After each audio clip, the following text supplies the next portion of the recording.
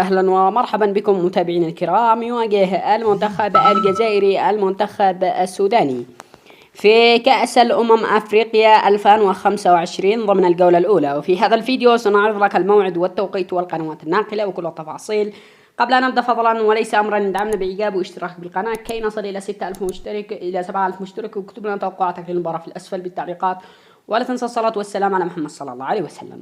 ملعب المباراة مولد الحسن هناك في المغرب. القناة التي تنقل المباراة ستكون منقولة عبر قناة البي إن سبورت، وسيكون المعلق لهذا اللقاء جواد بته، وبإمكانك مشاهدة المباراة عبر تطبيق ياسين تي في وتطبيق الأسطورة سبورت. وستنطلق المباراة بتاريخ الأربعاء 2025 شهر 12 يوم 24 في تمام الساعة 6 مساء بتوقيت السعودية والعراق واليمن والبحرين والأردن، وفي تمام الساعة 5 مساء بتوقيت السودان ومصر، وفي تمام الساعة 4 مساء بتوقيت الجزائر وتونس والمغرب. وبهذا نكون قد انتهينا من تفاصيل اللقاء، ودمتم برعاية الله وحفظه، والسلام عليكم ورحمة الله.